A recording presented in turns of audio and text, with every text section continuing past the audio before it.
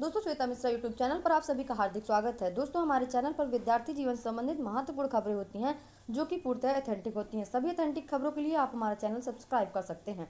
तो इसी क्रम में आज की पहली खबर है 25 दिसंबर से 10 जनवरी तक परिषदीय विद्यालयों में अवकाश। 25 दिसंबर से 10 जनवरी तक अवकाश इसी साल से लागू होगा। लगातार सभी शिक्षकों, निदेशकों और शिक्षा मित्रों पर भ्रम की स्थिति थी कि ये छुट्टियां इसी वर्ष की हैं या अगले वर्ष की हैं। तो इस भ्रम की स्थिति को लेकर के प्रतापगढ़ के बीएसए ने पुष्टि की है कि 25 दिसंबर से लेकर 10 जनवरी तक छुट्टियां रहेंगी। शीतकालीन अवकाश घोषित कर दिया गया है। हालांकि 15 दिन के अवकाश को मई में जोड़ा गया है। शैक्षिक कैलेंडर में अवकाश घोषित होने के बाद शिक्षकों में यह भ्रम की स्थिति खत्म हो गई है और यह 11 जनवरी से पुनः शिक्षकों की उपस्थिति आवश्यक होगी। तो अब शीतकालीन अवकाश 25 दिसंबर से 10 जनवरी तक प्रतापगढ़ के बीएसए साहब ने पुष्टि कर दी है। अभी अन्य जगह से किसी भी प्रकार की कोई पुष्टि नहीं हुई है। सभी लोग अपने अपने जिले से जानकारी अवश्य कर लें।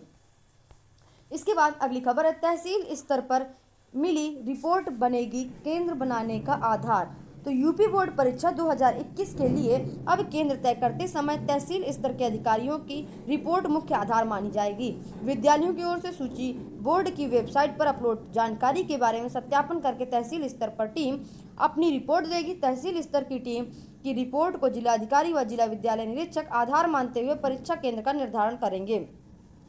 तो अब जो है यूपी बोर्ड के जो केंद्र होंगे उसका निर्धारण तहसील स्तर पर पहले उसकी रिपोर्ट बनेगी और फिर उसकी पुष्टि जिला अधिकारी और जिला विद्यालय निरीक्षक देखेंगे और उसको आधार मानकर परीक्षा केंद्रों का निर्धारण करेंगे। इसके बाद अगली खबर है अधूरे मानक वाले बीएड कॉलेजों पर लगेगा ताला।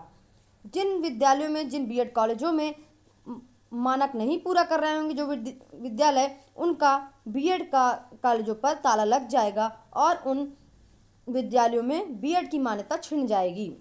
तो जो विद्यालय पूरी तरह से मान्यता रखते होंगे, जो मानक पूरा करते होंगे, उन विद्यालयों से ही बीएड कराया जाएगा। इसके बाद अगली खबर है पुरुषों में 5, महिलाओं में 2 वर्ष की सेवा पूरी करने पर होगा स्थानांतरण। अंतर जिला तबादला का आवेदन शुक्रवार को प्रक्रिया शुरू हो गई है। आवेदन से पहले सचिव बेसिक शिक्षा परिषद की ओर से जारी किए गए निर्देश में कहा गया है पुरुष 5 वर्ष और महिला 2 वर्ष की सेवा पूरी कर चुके होंगे, उन्हें को इसका लाभ मिलेगा। आवेदन के बाद 22 से 24 दिसंबर के बीच काउंसलिंग व ऑनलाइन सत्यापन होगा। 26 दिसंबर को काउंसलिंग के बाद डाटा लॉक किया जाएगा। 30 दिसंबर को स्थानांतरण की सूची का प्रकाशन होगा। तो कुछ इस प्रकार से स्थानांतरण होंगे। इसके बाद अप्रैल मई में होगी विश्वविद्यालयों की परीक्षाएं और 15 जून तक आएंगे परिणाम। तो राज्य विश्वविद्यालयों की स्नातक और स्नातकोत्तर की जो वार्षिक परीक्षाएं होती हैं वो अप्रैल और मई में कराई जाएंगी और 15 जून तक उसके परिणाम घोषित किए जाएंगे। इसके बाद 66 नए अग्निशमन केंद्रों के लिए 1716 पद सृजित। अग्निकांड से होने वाले नुकसान को रोकने के लिए 66 नए अग्निशमन केंद्रों की स्थापना की जा रही है, जिसमें 17 से 16 पद सृजित किए गए हैं। अपर मुख्य सचिव गृह अवनीश कुमार अवस्थी ने बताया कि 66 अग्निशमन केंद्रों की स्थापना की जाएगी, जिन पर 17 से 16 पद सृजित किए गए हैं। और ये अग्निशमन केंद्र गोरखपुर, मऊ, बांदा, रामपुर, कानपुर नगर, गोंडा, कुशीनगर, बदायूं यानी कि लगभग सभी जिलों में खोले जाएंगे। इसके बाद शिक्षक भर्ती प्रक्रिया में वंचित अभ्यर्थियों ने निदेशालय घेरा। ये खबर आपको लगातार कई दिनों से देखने को मिल रही है। जो अभ्यर्थी वंचित रह गए हैं या जिनमें कुछ ऑनलाइन आवेदन में त्रुटियां रह गई, उन्हें सुधार का मौका नहीं दिया गया है, वो अभ्यर्थी लगातार निदेशालय का घेराव कर रहे हैं, धरना प्रदर्शन कर रहे हैं। पुलिस कर्मियों ने उन्हें हटाने के लिए काफी मशक्कत की, पर वह नहीं माने। देर शाम उन्हें इको गार्डन में छोड़ा गया। कुछ इस प्रकार के अभ्यर्थी हैं और कुछ जो है वो बीएड की डिग्री जिनकी जम्मू कश्मीर की है, उन्हें भी बाहर किया गया है। कुछ इस प्रकार के अभ्यर्थी हैं। इसके बाद टीजीटी पीजीटी का संशोधित विज्ञापन दिसंबर के अंत तक। मैंने पिछले वीडियो में भी आपको अवगत कराया है कि टीजीटी पीजीटी का विज्ञापन दिसंबर तक आ जाएगा। लास्ट दिसंबर में आपको टीजीटी पीजीटी का विज्ञापन मिल जाएगा। फिर इसके बाद तदर्थ शिक्षकों को की भी उसमें सीटें जोड़ दी जाएंगी और उनके पद भी उसमें जोड़ दिए जाएंगे। तदर्थ शिक्षकों को भारांक मिलने के बाद मेरिट में जगह नहीं बना पाएंगे नए अभ्यर्थियों का कहना है कि नए अभ्यर्थी उसमें जगह नहीं बना पाएंगे, क्योंकि तदर्थ शिक्षकों का वेटेज ही बहुत है, 35 अंक का वेटेज है। जो नए अभ्यर्थी होंगे वो 35 अंक उनसे पीछे ही रहेंगे, और नए नए अभ्यर्थियों के लिए ये एक बहुत बड़ी चुनौती होगी, जिसका नए अभ्यर्थी लगातार विरोध कर रहे हैं। इसके बाद अगली खबर है, शिक्षकों को रिसर्च प्रोजेक्ट के लिए अब मिलेंगे 15 लाख। विश्वविद्यालयों व डिग्री कॉलेजों में रिसर्च को बढ़ावा देने के लिए रिसर्च एंड डेवलपमेंट योजना शुरू की जा रही है। इस योजना के जरिए मेजर रिसर्च प्रोजेक्ट के लिए शिक्षकों को 15 लाख और माइनर रिसर्च प्रोजेक्ट के लिए 5 लाख रुपए उच्च शिक्षा विभाग द्वारा दिए जाएंगे। दोनों ही रिसर्च प्रोजेक्ट को 3 वर्ष में पूरा करना होगा। इसमें भारतीय संस्कृति, विरासत, स्वास्थ्य, पर्यावरण जैसे विषयों पर शोध को प्राथमिकता दी जाएगी। तो इस प्रकार के जो विषय होंगे इनको प्राथमिकता दी जाएगी, और जो मेजर रिसर्च प्रोजेक्ट होंगे उनके लिए 15 लाख, और जो माइनर होंगे उनके लिए 10 लाख दिया जाएगा, 5 लाख रुपए दिया जाएगा। रिसर्च को बढ़ावा देने के लिए ये एक अच्छी पहल है। बीएड 4 राउंड में भर पाई सिर्फ 36% सीटें हैं। तो बीएड की लगभग 36% सीटें ही भर पाई हैं चौथे राउंड में। अब इसके बाद पूल काउंसलिंग चल रही है। पूल काउंसलिंग के बाद डायरेक्ट प्रवेश की तैयारी है। इस 24 दिसंबर से सीधे प्रवेश की तैयारी है।